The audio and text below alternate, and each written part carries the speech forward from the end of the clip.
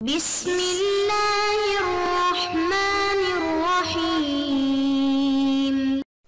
السلام علیکم ورحمۃ اللہ وبرکاتہ۔ بسم اللہ الرحمن الرحیم۔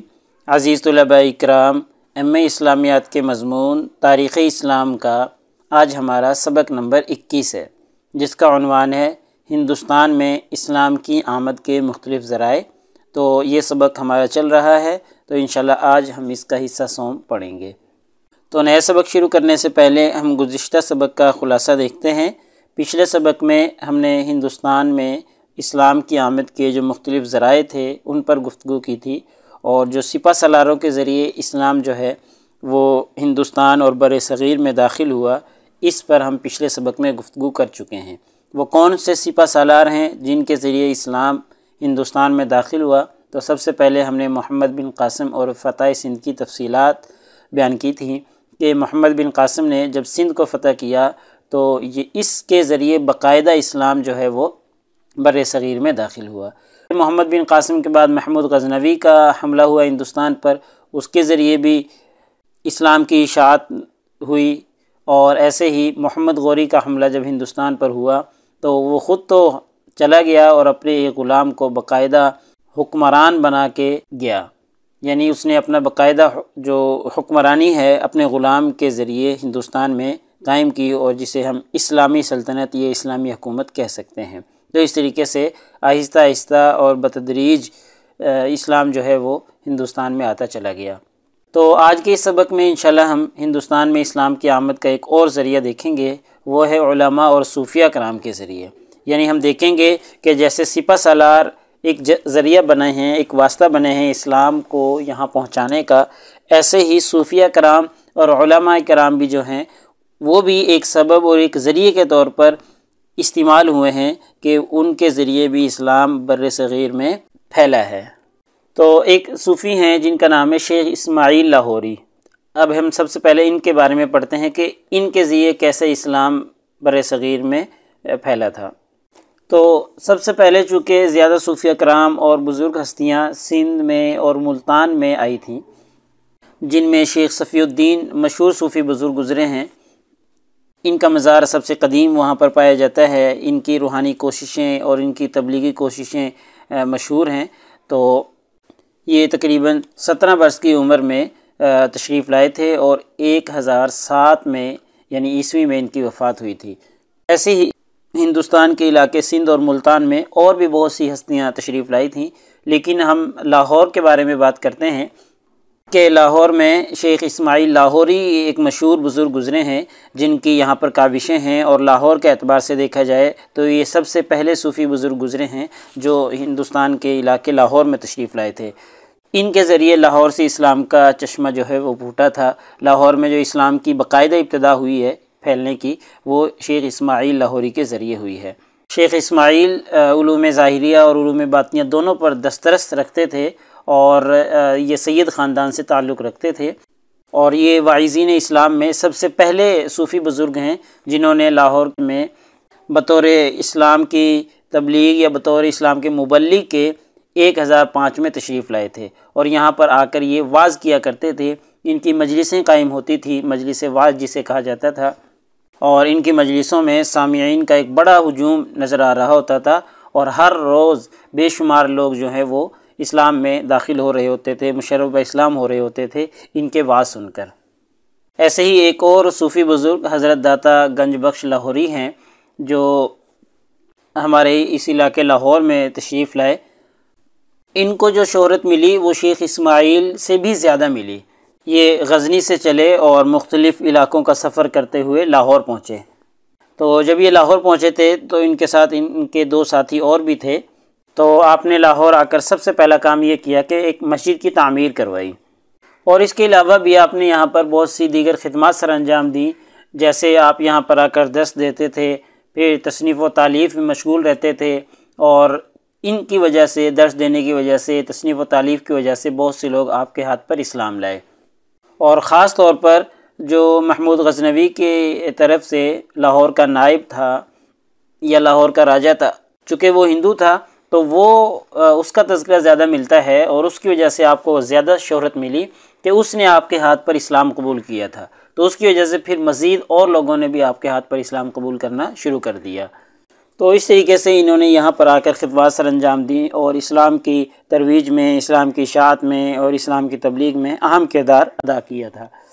اور وہ صوفیہ کرام، وہ بزرگان دین جنہوں نے بر صغیر میں اسلام کی اشاعت اور تبلیغ میں اہم خدمات سر انجام دیں، ایک تیسرا نام حضرت خواجہ معین الدین چشتی کا بھی ہے۔ آپ سلسلہ چشتیہ کے ایک نامور بزرگ گزرے ہیں۔ آپ 527 عیسوی میں خراسان میں پیدا ہوئے تھے۔ ابتدائی تعلیم حاصل کرنے کے بعد آپ نے اصول علم کے لیے، اعلیٰ تعلیم کے لیے بخارا اور سمرقند کا سفر کیا، جہاں پر آپ نے قرآن پاک کی، حدیث کی اور فقہ وغیرہ کی تعلیمات حاصل کی، اور تعلیمات حاصل کرنے کے بعد آپ مختلف علاقوں سے ہوتے ہوئے لاہور پہنچے اور یہاں پر آ کر حضرت داتا گنج بخش کے مزار پر چلہ کشی کی، اور وہاں سے پھر ملتان چلے گئے، اور ملتان کے بعد پھر اجمیر پہنچے، اور اجمیر پہنچ کر انہوں نے مستقل سکونت اختیار کر لی۔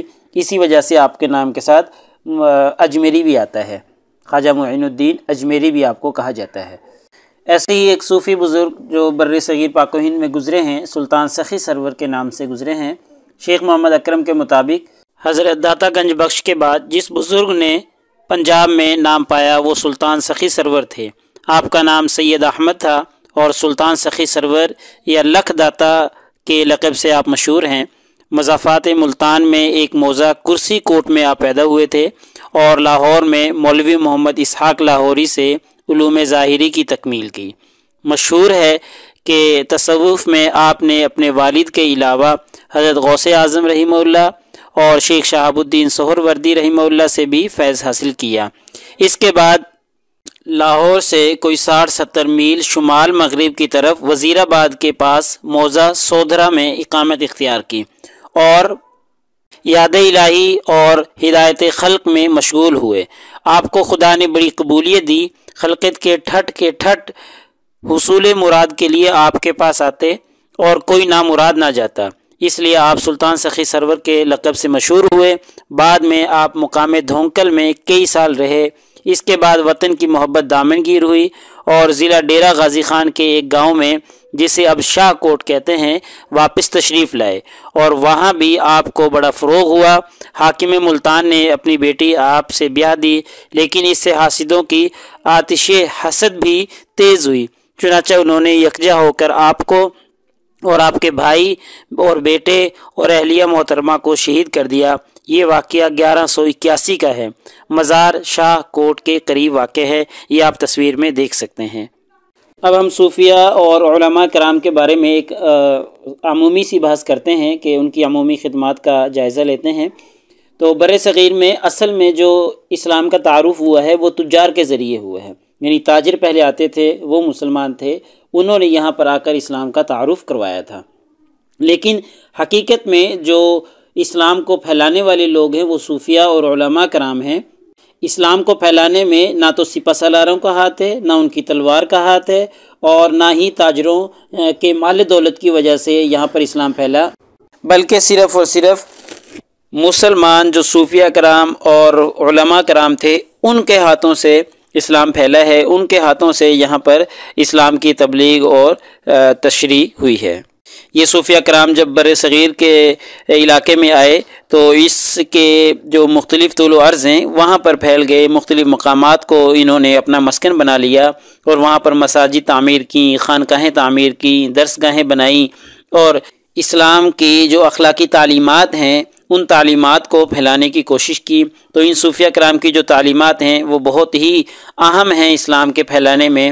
ان صوفیہ کرام کے قول و فعل میں تضاد نہیں ہوتا تھا، اور یہ عبادت اور ریاضت کی بلندیوں کو چھو رہے ہوتے تھے۔ انہوں نے ہندوستان کی عدم مساوات کا جو رویہ تھا، منافقت کا جو رویہ تھا، ظالمانہ معاشرہ تھا، ان ساری چیزوں کو ختم کرنے کی کوشش کی، اور اسلامی جو تعلیمات ہیں، بھائی چارہ، برابری، اخوت، معاشی اور معاشرتی مساوات، اور اس طرح کی اور چیزیں جو اسلام بتلاتا ہے وہ ساری کی ساری انہوں نے ہندوستان میں نافذ کرنے کی کوشش کی۔ ہندوستان میں ان ساری تعلیمات جو اسلامی تعلیمات ہیں، اسلامی اخلاقیات ہیں، ان کو پھیلانے کی کوشش کی۔ اب سوال یہ ہے کہ ہندوستانیوں نے کس وجہ سے اسلام قبول کیا؟ تو جواب آسان سا ہے کہ ان ساری تعلیمات سے متاثر ہو کر انہوں نے اسلام قبول کیا تھا، کیونکہ بر صغیر میں، ہندوستان میں تو برہمن سامراج کی اجارہ داری تھی، یہ مخلوق خدا پر ظلم کرتے تھے، ان کا استحصال کرتے تھے، ان کے ظلم و ستم کے ستائے ہوئے لوگ تھے۔ تو ان لوگوں نے جب اسلام کو دیکھا اور اسلام سے متاثر ہوئے بغیر نہ رہ سکے کہ اسلام تو برابری کا درس دیتا ہے، اسلام میں تو کوئی ذات پات کا نظام نہیں ہے، تو پھر ایسے لوگ جو ظلم و ستم کے ستائے ہوئے تھے وہ سارے کے سارے ان اولیاء کی گود میں آ گئے اور اسلام سے متاثر ہوئے، اور اسلام سے متاثر ہو کر انہوں نے اسلام قبول کیا تھا۔ تو اب ہم صوفیہ کے جو سلسلے ہیں ان کو دیکھتے ہیں کہ یہ جو صوفیہ کرام بر صغیر میں آئے تو یہ کس کس سلسلے سے تعلق رکھتے تھے۔ تو یہ صوفیہ کرام جو تھے وہ مختلف 4 جو سلسلے ہیں ان سے تعلق رکھتے تھے۔ یہ 4 مشہور سلسلے ہیں، جن میں پہلا سلسلہ ہے سلسلہ قادریہ۔ سلسلہ قادریہ کے جو بانی ہیں وہ حضرت عبد القادر جیلانی رحمہ اللہ ہیں۔ ایسے ہی سلسلہ نقشبندی ایک دوسرا سلسلہ ہے اور اس کے بانی حضرت بہاؤالدین نقشبندی ہیں، اور تیسرا سلسلہ ہے جس کا نام ہے سلسلہ چشتیہ، اس کے بانی جو ہیں وہ حضرت خواجہ اسحاق شامی ہیں، اور چوتھا ایک سلسلہ جو بر صغیر پاک و ہند میں مشہور ہوا وہ سلسلہ سہروردیہ ہے، اس کے جو بانی ہیں وہ شیخ ضیاء الدین سہروردی ہیں۔ تو یہ 4 سلسلے ہیں صوفیہ کرام کے جو بر صغیر پاک و ہند میں مشہور ہوئے، اور آج کل بھی صوفیہ کرام انہی 4 سلسلوں میں سے کسی ایک سلسلے کے ساتھ یا 4 سلسلوں کے ساتھ بیعت کرتے ہیں، اور ان کا تعلق بھی آج کل انہی سلسلوں سے ہوتا ہے، بالخصوص بر صغیر پاک و ہند میں جو صوفیہ کرام ہیں۔ تو لہٰذا ہمارے آج کے اس سبق کا خلاصہ یہ نکلا کہ آج کے اس سبق میں ہم نے ہندوستان میں اسلام کی آمد کا ایک اور ذریعہ پڑھا ہے، اور وہ ہے علماء اور صوفیہ کرام کا ذریعہ، یعنی علماء اور صوفیہ کرام کے ذریعے بھی اسلام جو ہے وہ بر صغیر میں پھیلا ہے۔ اگر ہم خلاصتاً بات پیش کرنے کی کوشش کریں یا ہم تجزیہ کریں تو ان الفاظ میں کر سکتے ہیں کہ اسلام کا جو تعارف ہندوستان میں بر صغیر میں ہوا ہے وہ تاجروں کے ذریعے ہوا ہے، اور اسلام بر صغیر میں جو پھیلا ہے وہ علماء اور صوفیہ کرام کی خدمات اور ان کی تبلیغ اور ان کی ترویج کی وجہ سے پھیلا ہے۔ اور علماء اور صوفیہ کرام کا جو کردار تھا ان کے کردار نے اسلام کی عکاسی پیش کی تھی، جس سے متاثر ہو کر لوگوں نے اسلام قبول کیا تھا۔ تو یہ آج کے ہمارے اس سبق کا خلاصہ ہے۔ اگر پیپر میں پوچھے جانے والے سوالات سے متعلق گفتگو کریں تو یہی ایک سوال ہے، پیچھے بھی ہم پڑھ چکے ہیں کہ ہندوستان میں اسلام کی آمد کے مختلف ذرائع اور اسباب کے متعلق حقائق بیان کریں، تو یہ ساری سپہ سالاروں سے متعلق بھی ہم نے پڑھ لیا، اور صوفیہ اور علماء کا ذریعہ بھی ہم نے پڑھ لیا، اور تاجروں کے بارے میں بھی ہم پچھلے سبق میں گفتگو کر چکے ہیں کہ تاجروں کے ذریعے بھی اسلام جو ہے وہ بر صغیر پاک و ہند میں متعارف ہوا تھا۔ تو اگلے سبق نمبر 22 میں انشاءاللہ ہم اسی ترتیب سے آگے چلتے رہیں گے، اور سلطنت دہلی کا نظام حکومت انشاءاللہ ہم پڑھیں گے۔ جزاکم اللہ خیر۔ السلام علیکم ورحمۃ اللہ وبرکاتہ۔ اللہ پاک آپ سب لوگوں کا حامی و ناصر ہو۔ اگلے سبق تک اجازت چاہتا ہوں۔ اللہ تعالیٰ آپ سب لوگوں کو کامیابیاں اور ترقیاں نصیب فرمائے۔